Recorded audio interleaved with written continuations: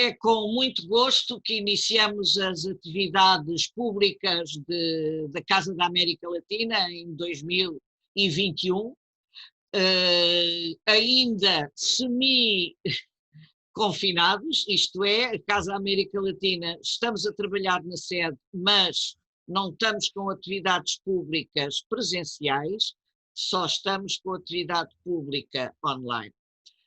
Eu vou limitar-me a fazer alguns agradecimentos, em primeiro lugar a todos vocês por terem aceitado participar e, sobretudo, à Isabel Araújo Branco, que já foi prémio Casa da América Latina, prémio científico. O Juan Gabriel já foi prémio literário Casa da América Latina. Estamos entre premiados da Casa da América Latina. E agradecer a vossa participação, agradecer à Isabel o facto de se ter lembrado de nós para pôr em prática este encontro. Lamentar, quando ela o propôs, era para ser presencial e ser utilizado o nosso auditório, mas assim permite-nos estar a trabalhar com o Juan Gabriel a partir de Bogotá, males que venham por bem e que nos reencontremos. Depois vou deixar a Isabel fazer o seu trabalho de moderadora e vou ficar atenta às vossas participações. Não sei se a senhora embaixadora quer dizer alguma coisa antes de iniciarmos as nossas conversas, não? Não, eu acho que a palavra hoje é de Juan Gabriel. Representante da Colômbia hoje é Juan Gabriel. Muito obrigado. Isabel? Estava aqui a ativar o microfone. Eu não sei bem quem é que tomou a iniciativa, sinceramente, já não me lembro bem, não sei se foi realmente eu ou não, porque de facto é fácil trabalharmos, muito fácil trabalhar com a Casa da América Latina e estas experiências e estas iniciativas vão-se proporcionando. E, portanto, o ponto de partida, às vezes, eu já nem sei bem como é que é. Eu queria começar por justiça, agradecer à Casa da América Latina e a instituição com a qual nós colaboramos há tantos anos, muito antes de eu estar na Universidade Nova de Lisboa, já havia esta colaboração com a Casa da América Latina. Este webinar em concreto sobre tradução e edição de autores hispano-americanos em Portugal, dedicado às novas gerações, e agradecer em particular à doutora Manuela Judice. O ponto de partida desta nossa iniciativa foi a publicação há alguns meses de um livro que tem um título semelhante aqui ao do nosso webinar, que é a Tradução e Edição de Autores Hispano-Americanos em Portugal. Foi publicado pela editora Peter Lang, que corresponde a um trabalho de investigação que eu fui desenvolvendo ao longo dos anos e que fica mais ou menos até 2012. E, portanto, aqui a ideia era, com esta iniciativa, percebermos a partir daí o que é que nós temos. Mas queria brevemente fazer aqui uma apresentação, uma contextualização para percebermos, de certa maneira, o ponto de partida do nosso encontro de hoje. Porque, apesar da estreita ligação social, política, económica, histórica, cultural entre Portugal e a América Hispânica, portanto a América de língua espanhola, e aqui estou a pôr de lado obviamente o Brasil, ao longo de 5 séculos, portanto apesar disto, as relações entre estes dois territórios específicos não são alvo de uma investigação académica profunda, nomeadamente na Academia Portuguesa. As relações entre Portugal e o Brasil, sim, as relações entre Espanha e a América Hispânica, sim, mas entre Portugal e a América Hispânica, não. E, portanto, aqui o objetivo foi dar um contributo nesta área, abordando especificamente as obras de ficção hispano-americanas que foram traduzidas e publicadas em Portugal desde o fim dos anos 1960 até às primeiras décadas do século XXI. E uma das conclusões a que chegámos nessa investigação é que as literaturas hispano-americanas são marginais dentro do polissistema português, havendo naturalmente autores que constituem exceções muito importantes, como é o caso do argentino Jorge Luis Borges, do colombiano Gabriel García Márquez e dos chilenos Isabel Allende e Luís Sepúlveda. Utilizando a teoria dos polissistemas, percebemos como fatores não literários tiveram uma importância marcante neste processo. E aqui estou a falar especificamente da Revolução Cubana, 1959, portanto, e depois, uns anos depois, do processo chileno, primeiro do governo de Salvador Allende e depois o golpe de Estado liderado por Pinochet, portanto, 1973. São processos políticos, sociais e económicos que provocam o interesse do público português e que passa a ser receptivo a tudo o que venha desses países da América Latina, da América Hispânica em geral, e contribua de alguma forma para o esclarecimento do que lá se passa. Nesse trabalho traçámos um retrato das alterações dinâmicas da posição das literaturas hispano-americanas durante as últimas décadas, como as posições se foram alterando dentro do polissistema português, o papel das instituições, nomeadamente da Casa da América Latina, entre outras, o papel da tradução, o papel da crítica literária, o papel das editoras e algumas de maior dimensão, como a Teorema, outras mais pequenas, que também desempenham um papel importante. E esse foi um aspecto desse trabalho também, que foi uma análise das traduções de espanhol para português. Por um lado, que obras foram traduzidas e em que datas, e aqui as datas realmente é um aspecto muito relevante, porque verifica-se, por exemplo, um intervalo de 45 anos entre a primeira edição de Rayuela, de Julio Cortázar, e a sua publicação em Portugal, apenas em 2008, pela Cavalo de Ferro. Portanto, estava eu aqui a referir aspectos importantes em relação às traduções. Outro é a qualidade das próprias traduções, que em muitos casos, infelizmente, reflete algum desconhecimento por alguns tradutores em relação à língua espanhola e aos muitos falsos amigos entre o espanhol e o português. É claro que isso, falando das variantes do espanhol da América, ainda se torna mais complexo. Uma última nota introdutória em relação a existem ou não alterações no panorama editorial português na passagem do século XX para o século XXI. E existem, de facto, várias, centrando-me aqui nesta primeira década e depois querendo fazer aqui a ligação para os nossos convidados, mas de facto com o surgimento de grandes grupos editoriais que aglutinaram em si várias editoras, surgem editoras de menor dimensão que, por um lado, parecem desejar recuperar uma parte do cânon hispano-americano, é o caso da Cavalo de Ferro que referi, que é a primeira editora portuguesa a publicar o uruguaio Mário Benedetti, apenas em 2007, ou a primeira editora a publicar Horácio Quiroga. Horácio Quiroga, também a Casa da América Latina já fez sessões sobre estes dois escritores. Horácio Quiroga, também uruguaio, que escreve no início do século XX, que morre em 1937, e todas as edições portuguesas de Quiroga são do século XXI, portanto, à volta de 80 anos depois. Outro caso é o da Teodolito, que prossegue, de certa forma, o trabalho da Teorema com a edição de autores nossos contemporâneos, já não aqui os mais antigos. E, como dizia no início, um dos nossos objetivos com este webinar é tentar perceber o que é que mudou na tradução, na edição das literaturas hispano-americanas em Portugal nos últimos anos.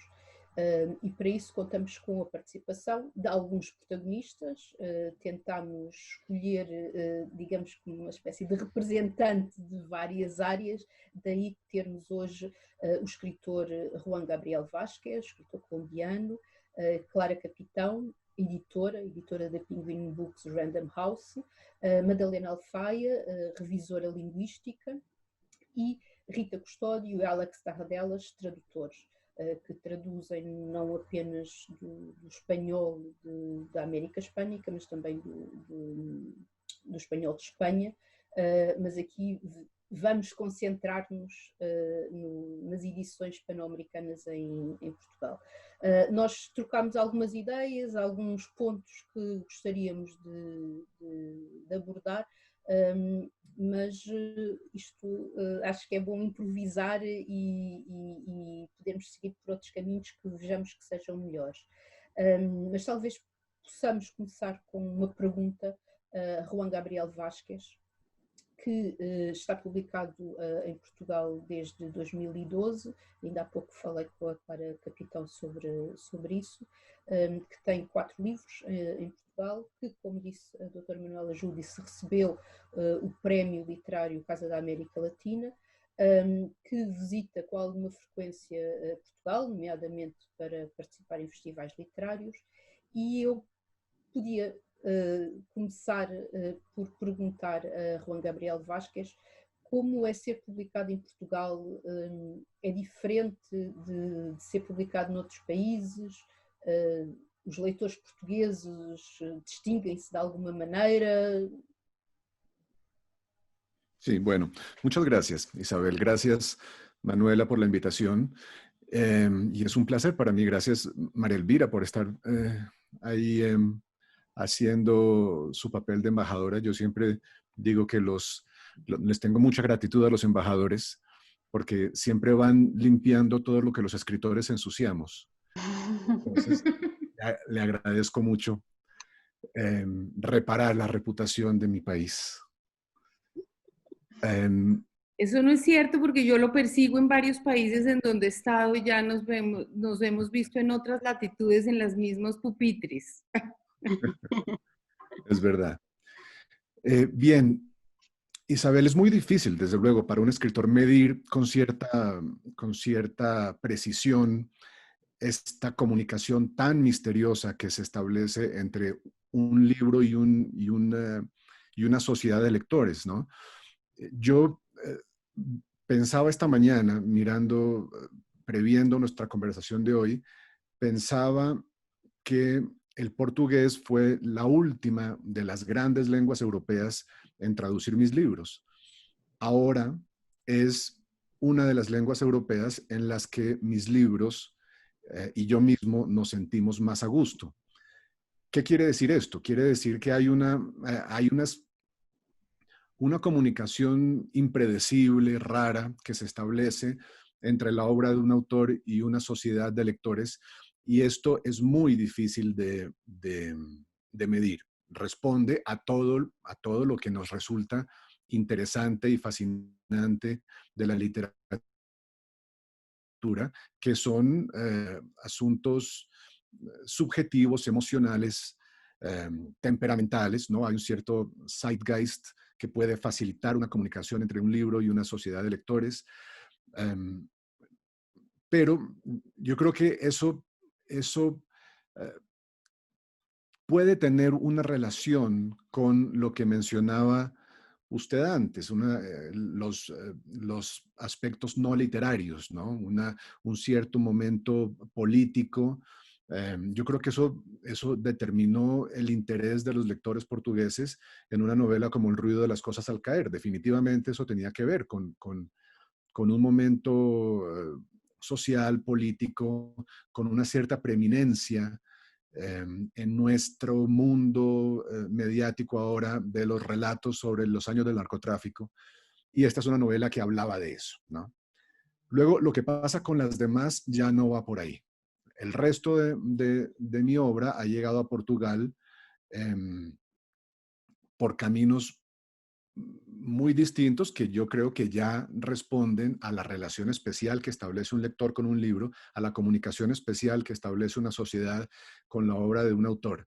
De manera que estoy hasta cierto punto consciente de que ese libro que abrió el camino para los que vinieron después tenía que ver con un momento social y político que estaba despertando el interés de mucha gente. Pero los demás ya tienen la obligación de sostenerse por su propia calidad interna o por la comunicación, como digo, misteriosa y muy bella que establecen con los lectores.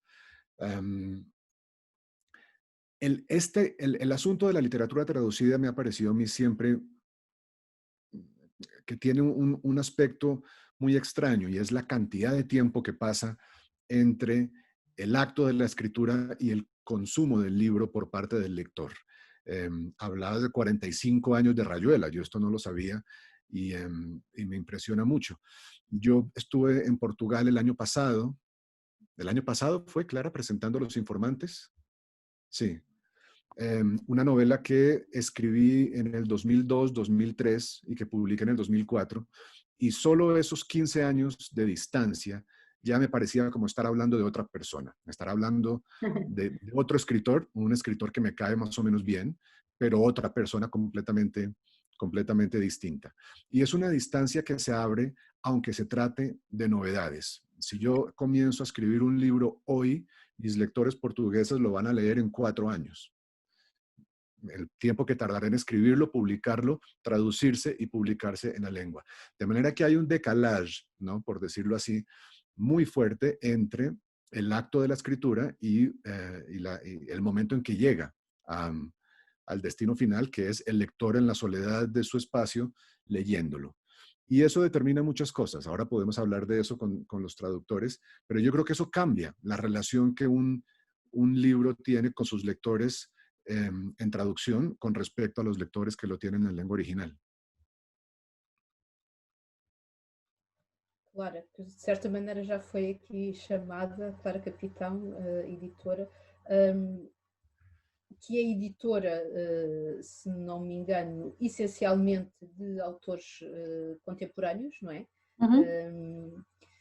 Que estão a escrever, não é? Que estão a produzir a literatura. Concentrando-nos aqui nesta ideia dos últimos anos, o público português conhece mais autores contemporâneos ou mais os autores mais antigos, nomeadamente estes que foram recuperados na última década? Obrigada, Isabel. Gracias, Juan. Eu creio que há um mar de separação entre o que a Isabel mencionou, que há autores muito estabelecidos e de grande sucesso ou grande difusão em Portugal, mas que são a exceção, e que há uma situação de quase marginalidade da literatura hispano-americana em Portugal, que também é uma realidade, que eu creio que vai sendo sempre, com algumas iniciativas editoriais, como aquela que mencionou, por exemplo, da Cavalo de Ferro, a repescar clássicos e a lançá-los com coerência e com determinação, mas essas iniciativas vão sendo sempre, infelizmente, a exceção, tendo em conta a profusão e quão profícuo é o ambiente literário hispano-americano. É certo que nos últimos anos se tem vindo a ver um certo despontar de interesse por novos autores hispano-americanos, até porque há também, fazendo corresponder a explosão que há de criatividade e de publicação na América Latina, que é um lugar de enorme criatividade e diversidade literária, mas a verdade é que, como o Juan dizia, mesmo os novos fenómenos e as novas vozes e os autores dados como a nova geração já chegam cá depois de muita testagem nos seus países e em outros países. Nós somos, tradicionalmente, tanto os editores como os leitores portugueses, um pouco conservadores na publicação de novos autores hispano-americanos. Não somos na literatura americana, somos menos na literatura inglesa e em alguma literatura europeia, nomeadamente a francesa e a espanhola, mas no que concerne à literatura hispano-americana esperamos para ver. Esperamos porque o autor receba muitos prémios, tenha uma excelente crítica internacional, para depois o testarmos no nosso país. Isto eu acho que se explica por uma diversidade de fatores. A distância geográfica é uma delas, e o facto de sermos um país tão pequeno em que tornar um livro viável do ponto de vista financeiro é extremamente difícil. Isto é uma coisa que talvez os leitores e eu penso que os revisores e os tradutores, a Madalena Alfaia, por exemplo, já trabalhou numa editora, estará mais ciente disso, mas é uma coisa que talvez os leitores ou as pessoas que nos escutam não tenham noção. Mas é muito difícil, com a dimensão do mercado português e o número médio de leitores que um livro tem, viabilizar uma edição estrangeira, em que o custo da tradução é bastante alto, apesar de não ser muito bem paga em Portugal. E por isso, na literatura hispano-americana, como no caso de outras literaturas, somos particularmente prudentes, porque já sabemos que vai ser um trabalho difícil tornar aquele livro viável, fazê-lo chegar aos seus leitores e depois ser consistentes na publicação da obra de um autor, que eu acho que é fundamental. Enquanto editora, eu prefiro publicar um ou dois autores com consistência ao longo dos anos e ir construindo o seu nome em Portugal, do que publicar vários, fazer muitas experiências para ver o que é que apanha ao ar dos tempos, porque isso não, invariavelmente, vai correr mal. Por isso o caso do Juan Gabriel Vázquez, eu acho que é um bom exemplo de como, com alguma persistência e alguma sorte também, porque tivemos 2 prémios, não foi, Juan? Primeiro o prémio da Casa da América Latina, em 2016, penso, ou 15, e depois mais tarde o prémio da Correntes de Escritas, Casino da Póvoa. Esses prémios vieram ajudar muitíssimo e depois, se tivermos a oportunidade, falaremos sobre os prémios literários. Mas de facto o caso do Juan mostra que é preciso publicar com coerência, com alguma determinação, e investir também na promoção do autor, que é uma coisa que muitas vezes os editores não fazem, publicam um livro e depois logo veem o que acontece. E os leitores portugueses precisam de muita insistência para começar a reconhecer um nome, para começar a atribuir-lhe uma determinada qualidade, e para começarem a confiar. Prova disso é que, ao fim de 8 anos de sermos editores do Juan em Portugal, e já temos 4 livros publicados, portanto é um histórico interessante, este ano reeditámos pela primeira vez um dos seus romances. E reeditámos logo 3 vezes, o que foi ótimo, mas foi preciso aparecer na televisão, recomendado por um certo comentador, para os leitores portugueses confiarem em massa na obra do Juan Gabriel Vázquez.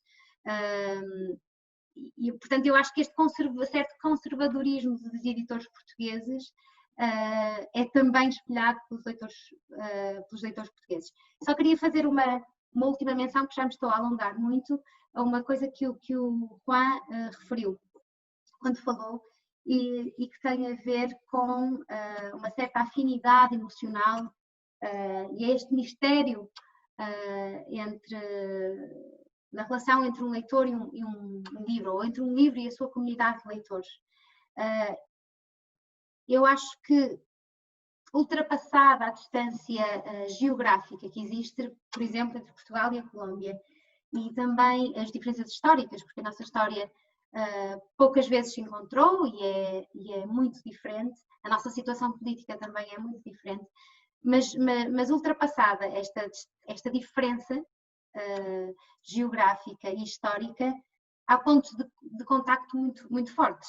Há aspectos emocionais, morais e de um conjunto de valores que são talvez mais próximos entre Portugal e Colômbia do que entre Portugal e a Noruega, por exemplo. Pertencemos à Europa, estamos geograficamente mais próximos, mas há um conjunto moral e emocional muito mais comum, talvez, entre Portugal e outros países da América Latina do que com países que nos estão mais próximos. E é essa parte mais emocional que leva os leitores a ligarem-se. Portanto, ultrapassada a distância, eu acho que há muita proximidade, há muitos pontos de contacto e é preciso lutar para que essa distância possa ser vencida, apesar das dificuldades. Obrigada, Clara. Portanto, outra coisa que eu queria que pudéssemos falar, que era sobre os critérios gerais de seleção, de edição. Clara, confirme se estarei a fazer um bom resumo. Um conhecimento prévio sobre os autores do público português, ou pelo menos parte, a atribuição de prémios fora ou dentro, penso que na maior parte dos casos até fora do país, as perspectivas de venda, por razões evidentes, não é, de sobrevivência das editoras, a par da qualidade literária, não é?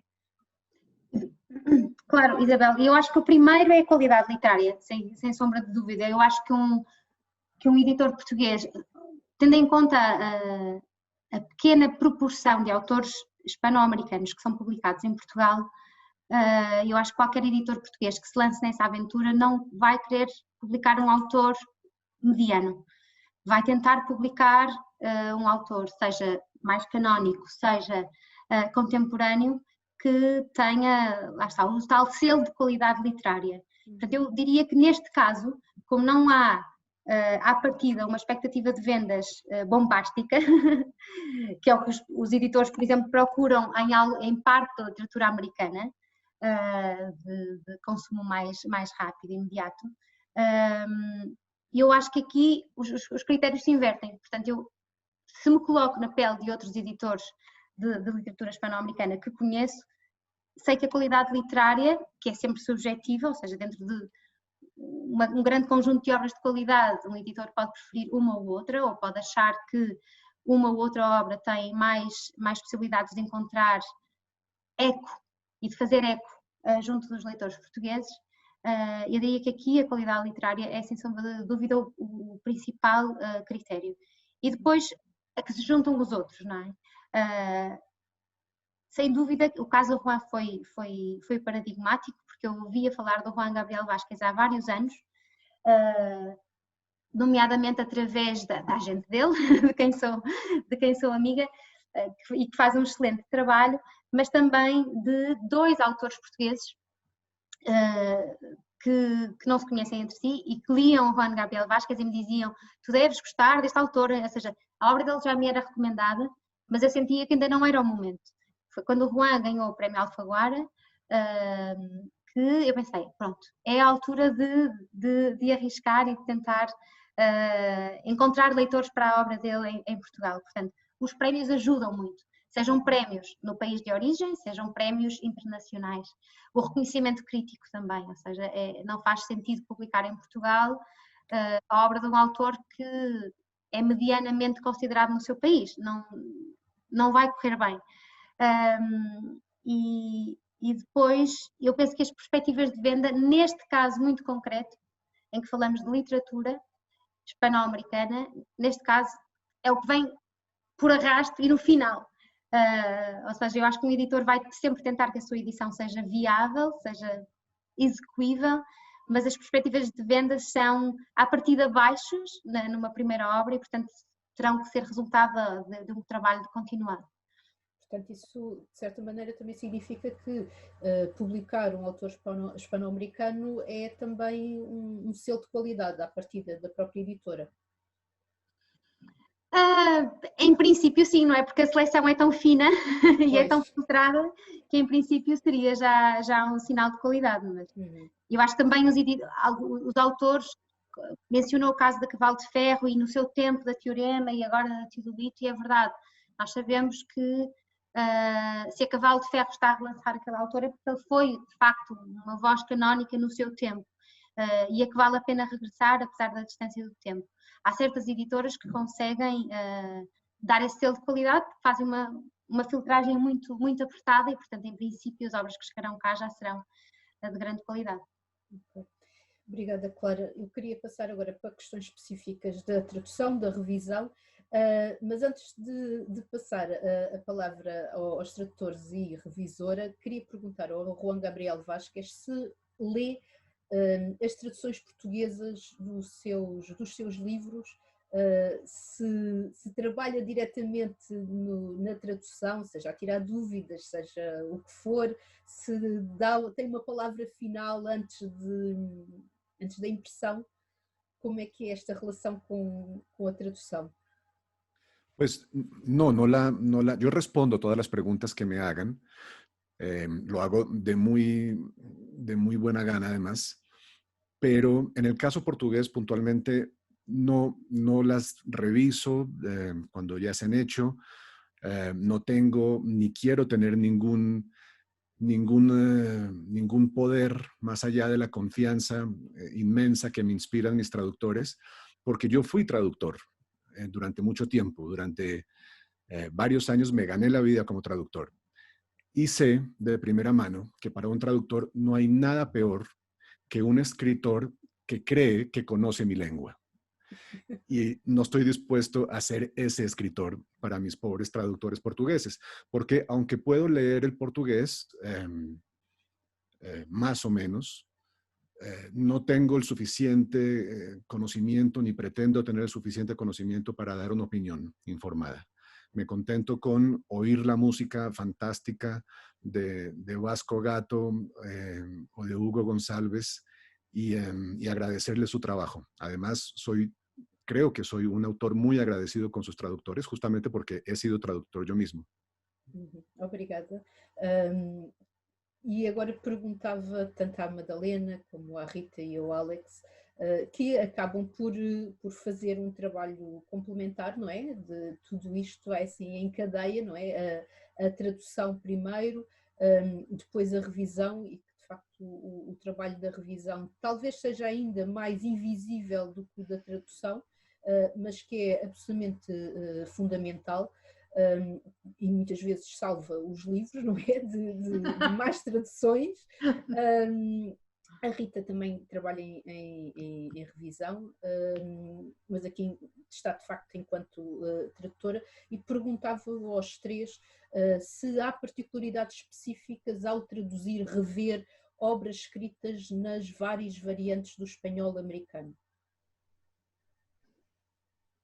Quem quiser começar, Madalena, se quiser. Boa tarde, queria agradecer o convite e queria à Casa América Latina, à Isabel, e saudar os participantes. Eu acho que há algumas particularidades. Nós, antes de começar o webinar, fizemos uma espécie de brainstorming entre os dois e chegou-nos a palavra desconfiar.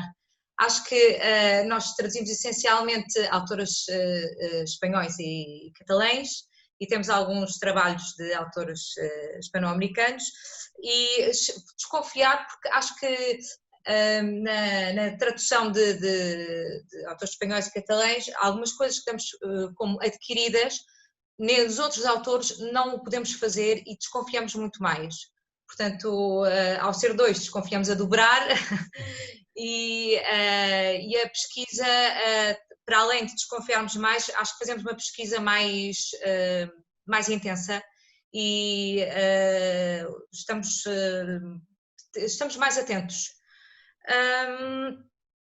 Por outro lado, recorremos mais, eu acho que nós não temos aqui em Portugal muitas ferramentas que nos ajudem a nível destes autores, e recorremos muito eu calculo que o caso da Madalena também aconteça, recorremos muito a ferramentas que temos em Espanha.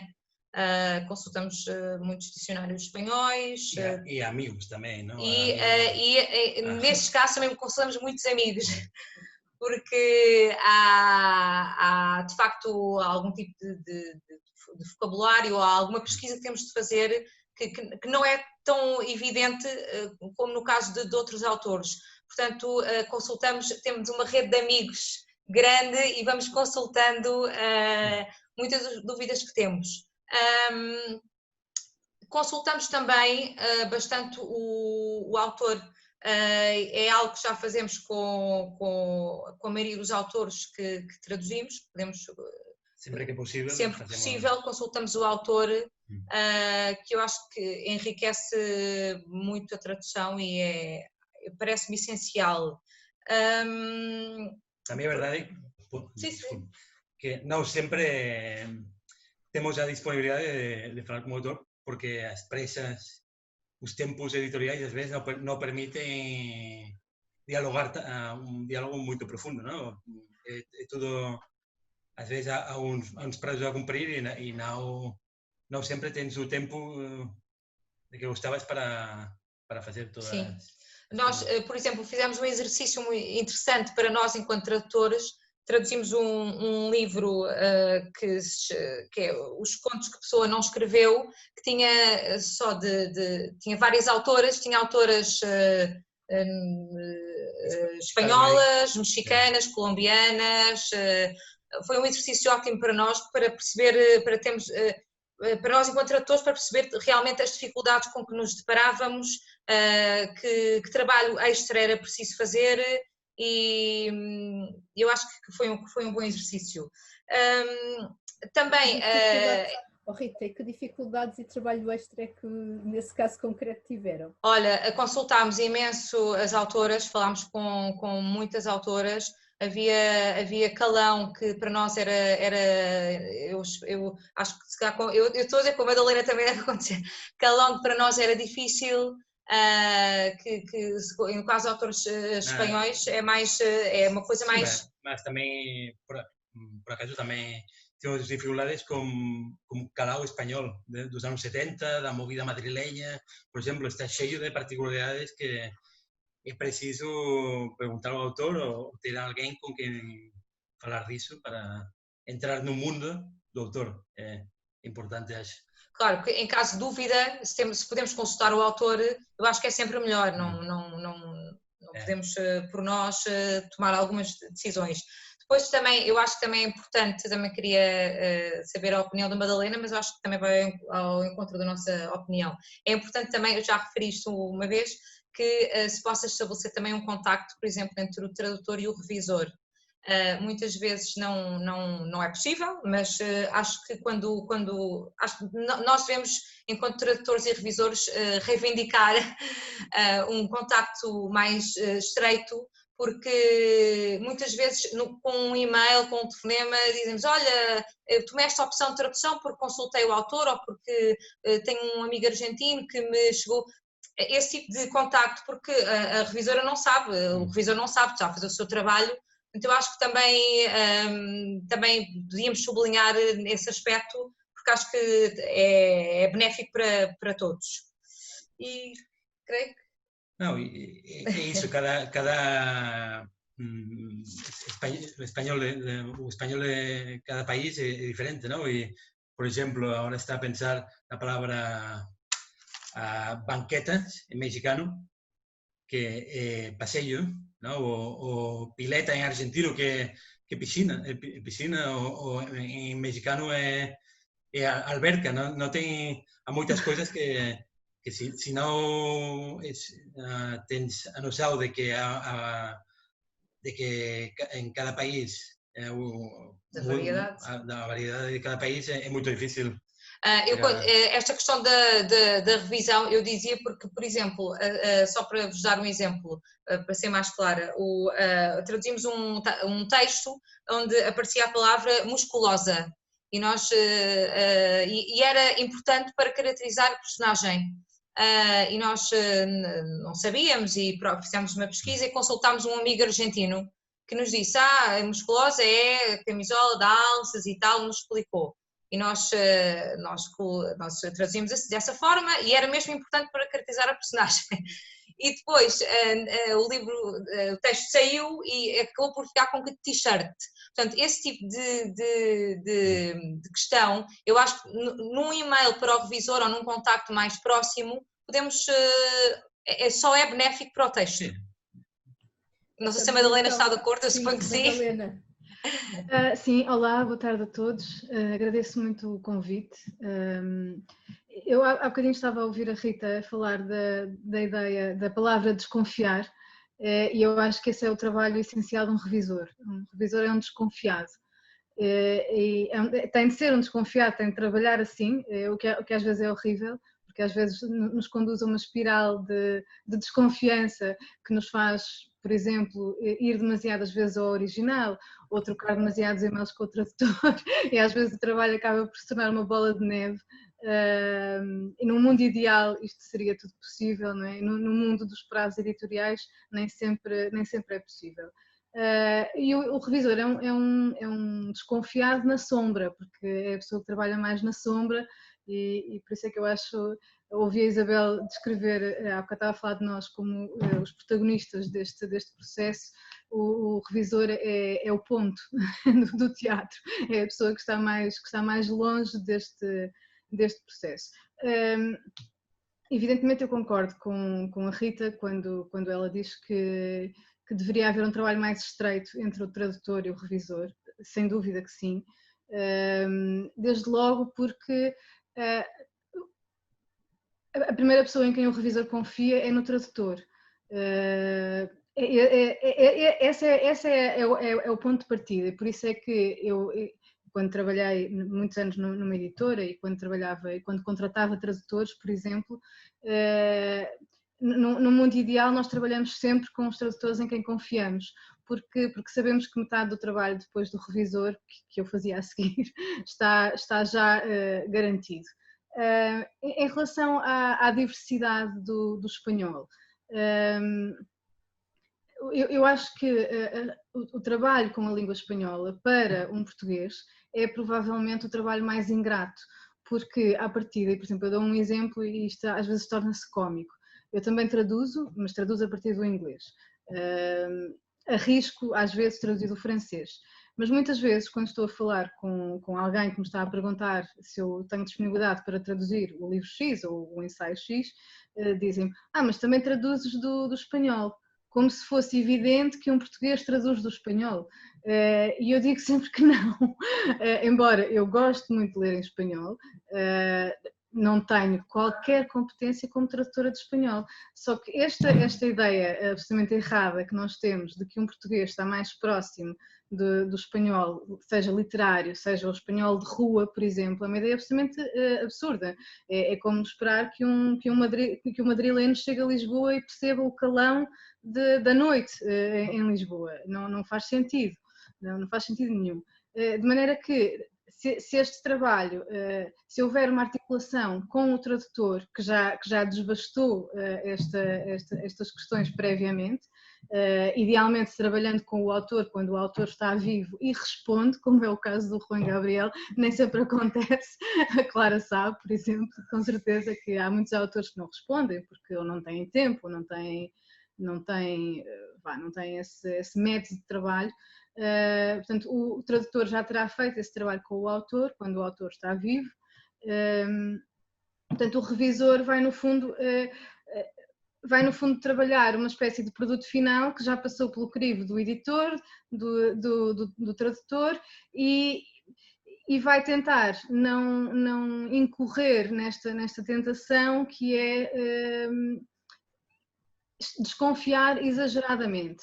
Ou seja, o que eu acho muito importante e muitas vezes também já me perguntaram muitas vezes se eu prefiro um livro que esteja traduzido mais proximamente do original ou um livro que soe muito bem em português. E isto é uma questão difícil de responder, mas essa é a parte em que eu me coloco, em que eu dispo o fato de revisora e me coloco no papel de leitora. E eu prefiro sempre ler um muito bom português, mesmo que haja pontualmente um certo desvirtuar do original.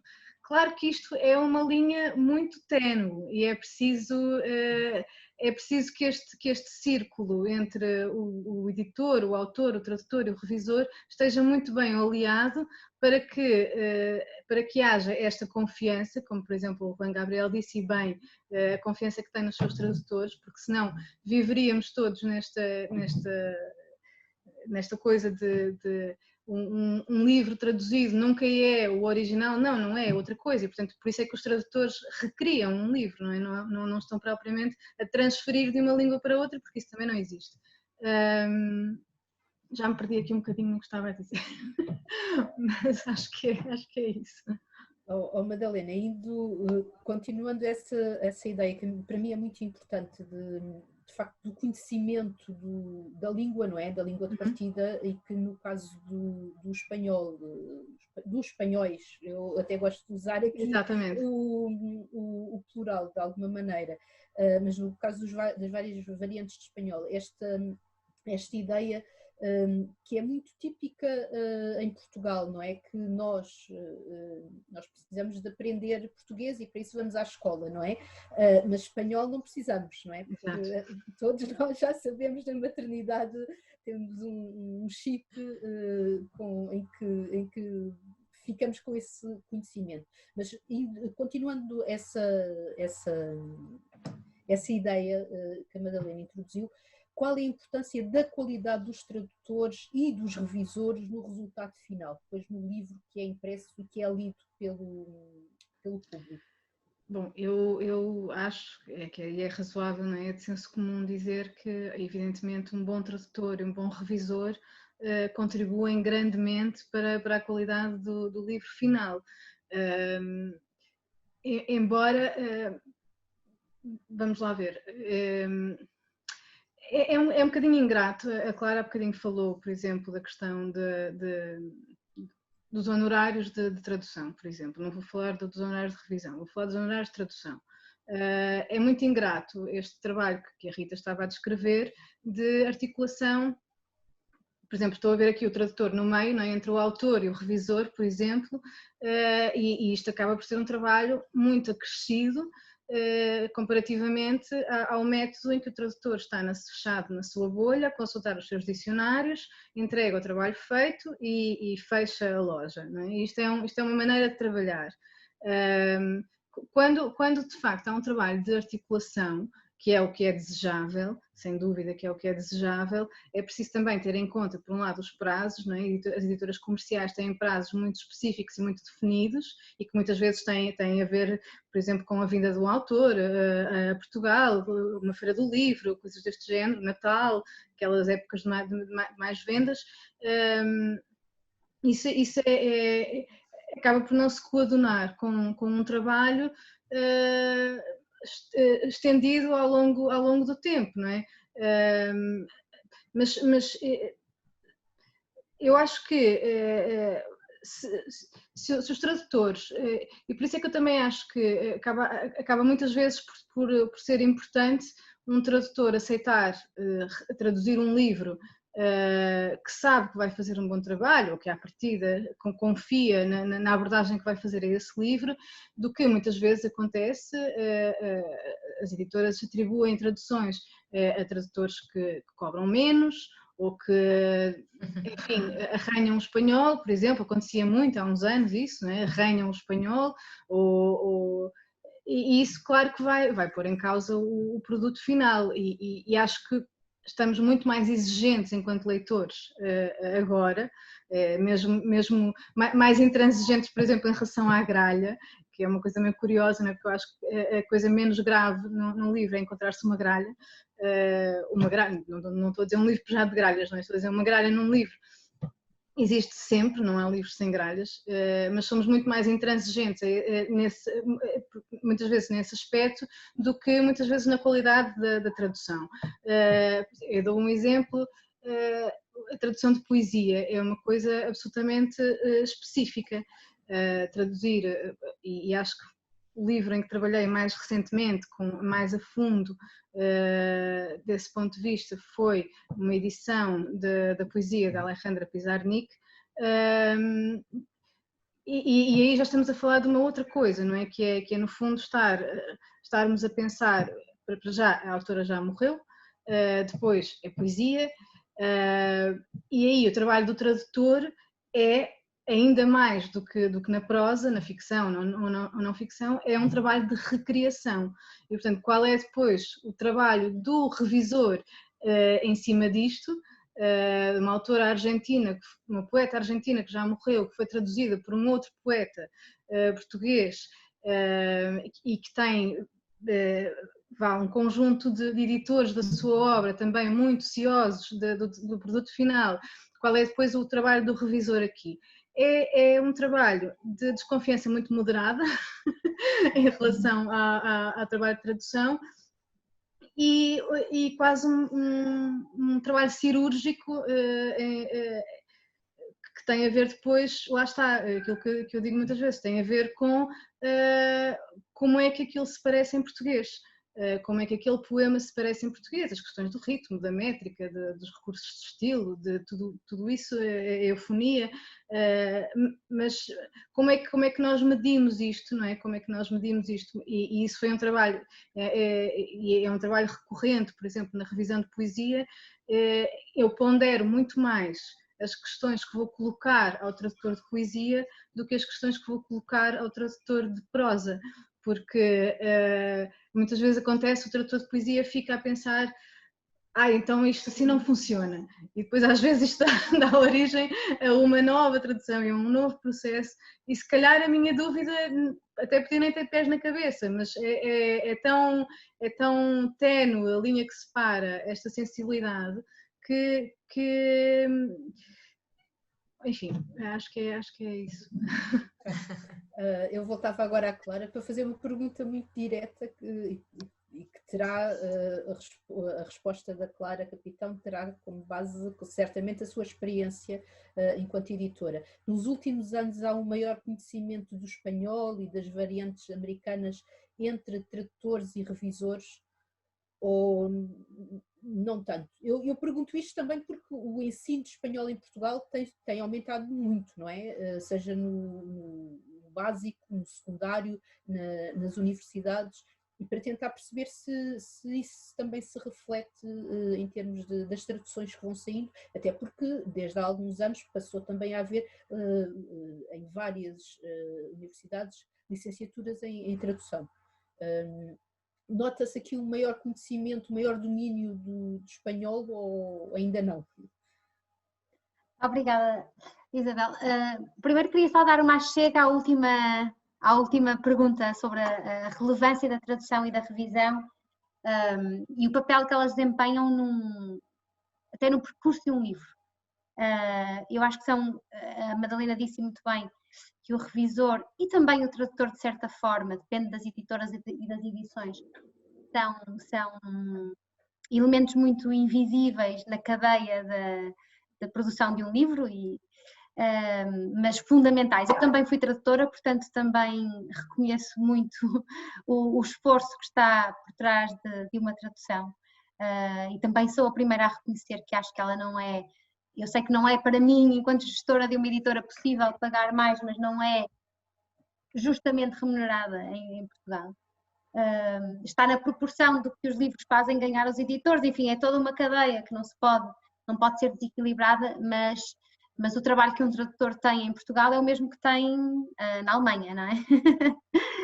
E a remuneração não é a mesma.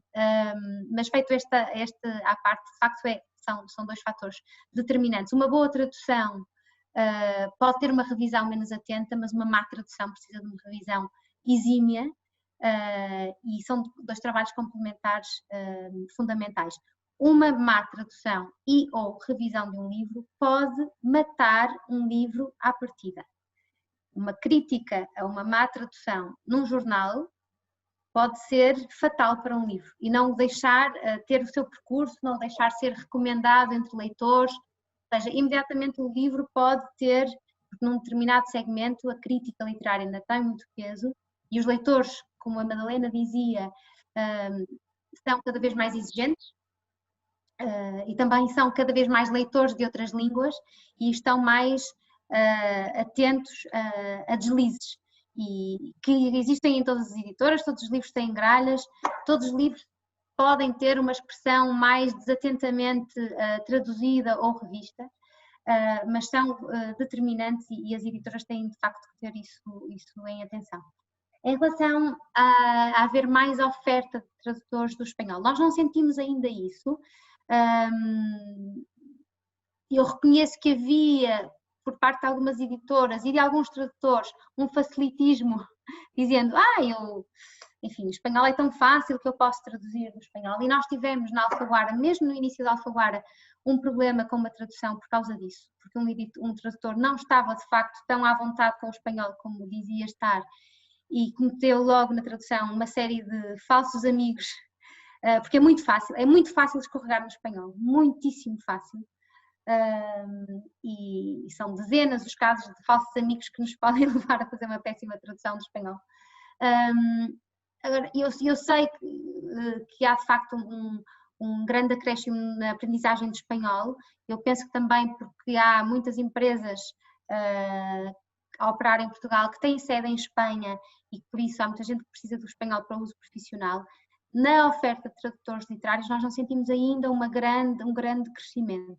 Também porque eu estudei tradução na universidade e, portanto, a tradução literária não é uma das saídas profissionais mais recomendadas na universidade. Dizem-nos que é uma utopia e que não vale a pena e, portanto, talvez não seja o primeiro caminho que os tradutores escolhem. Podem eventualmente ir lá parar, se forem grandes leitores, se tiverem essa facilidade, mas ao mesmo tempo os editores também são um pouco conservadores e só querem escolher tradutores que já têm um certo caminho feito na tradução literária. Portanto, é um bocadinho difícil entrar no círculo da tradução literária e no grupo dos tradutores de qualidade. Tem que vir por recomendação de outros tradutores, que é uma das formas que nós mais recorremos. Nós pedimos a outros tradutores e a outros revisores que nos indiquem bons tradutores e bons revisores, porque eu acho que é o melhor atestado de qualidade que nós podemos ter.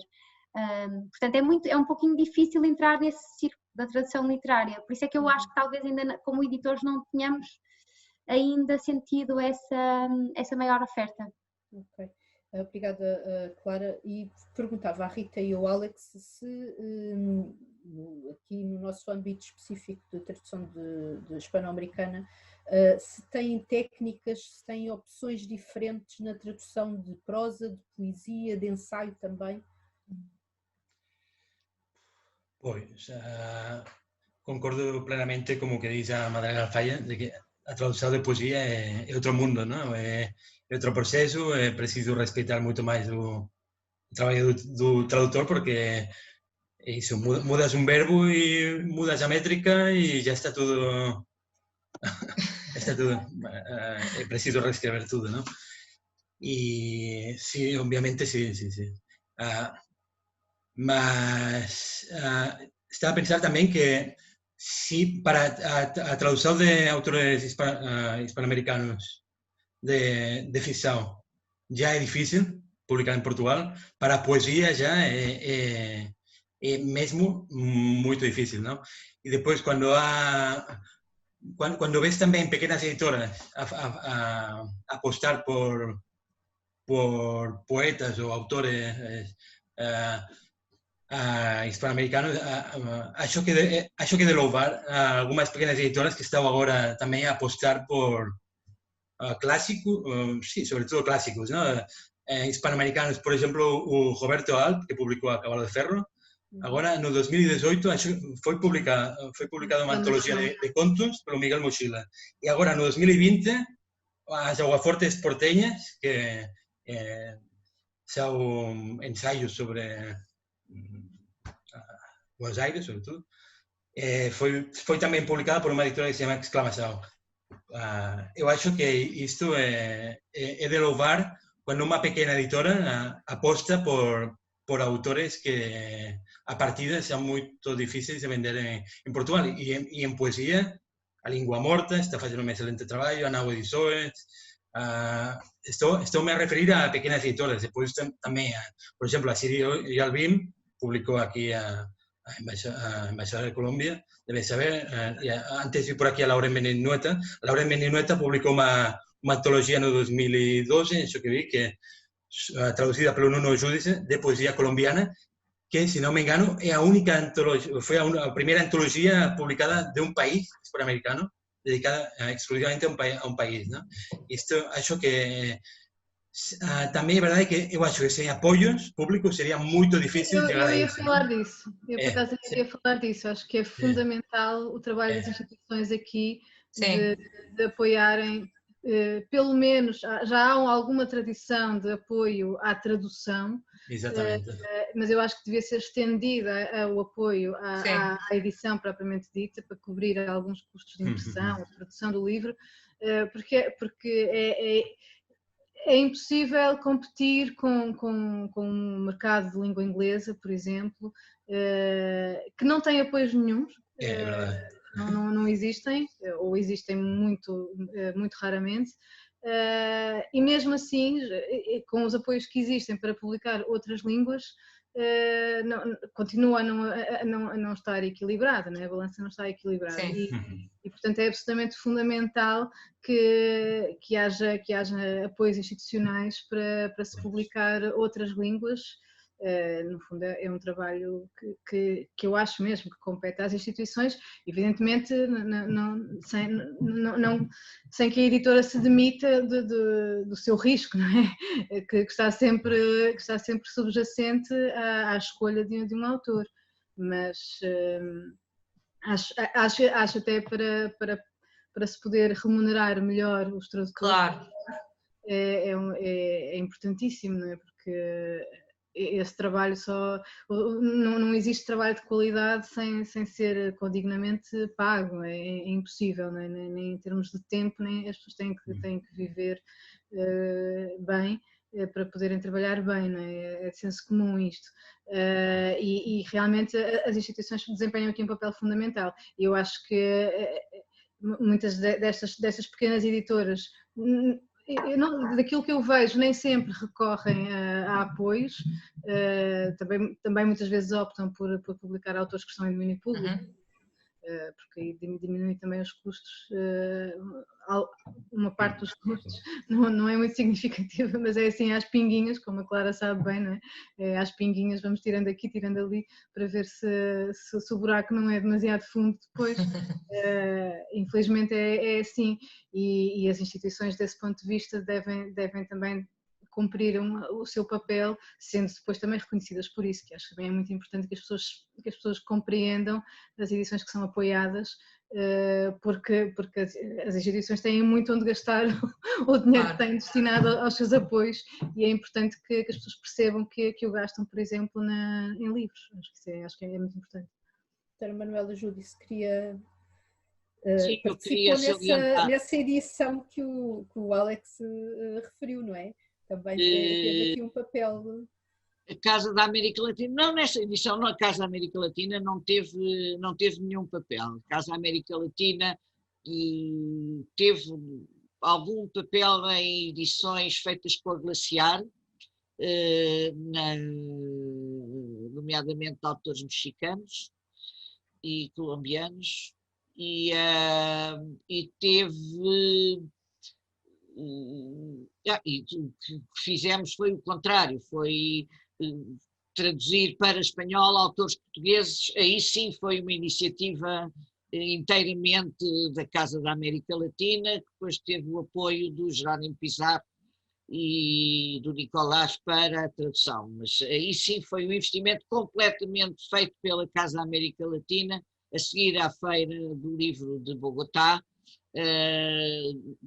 Tinham saído em Portugal a antologia traduzida pelo Nuno Giudice e organizada pela Laurene Mendinoeta, e não havia nenhuma antologia de poesia portuguesa na Colômbia.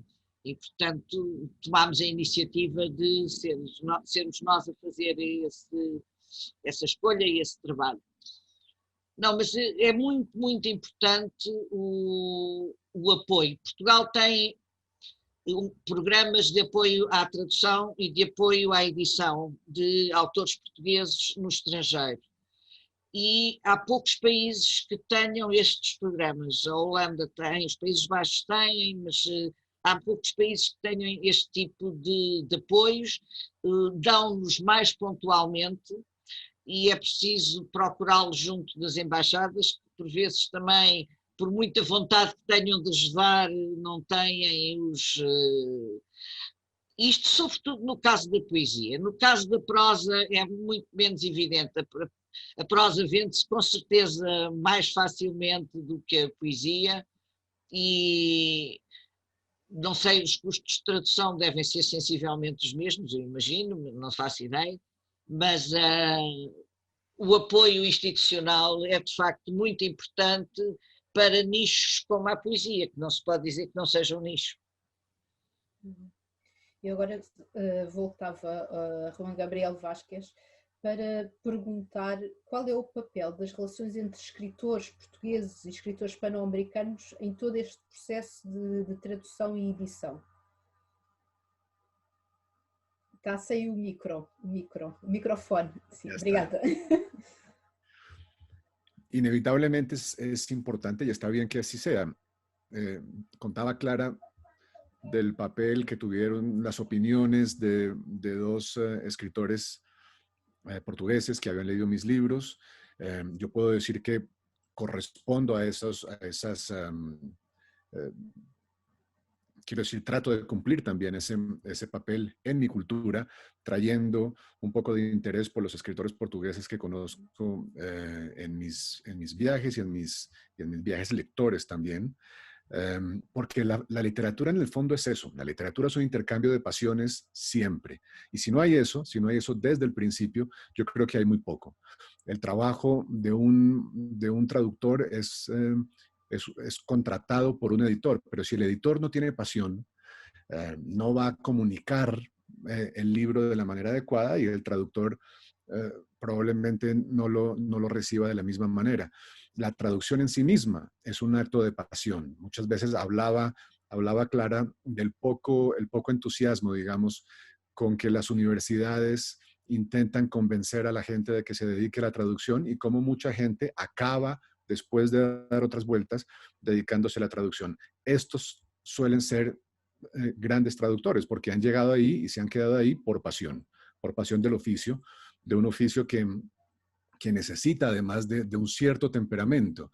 El traductor es voluntariamente un actor en la sombra y le gusta, y lo recuerdo yo de mis años de traductor, le gusta estar en la sombra. Y eso es, digamos, habla mucho del papel que tienen la comunicación personal que uno establece con un libro, los gustos personales, la pasión con la que uno establece esa relación.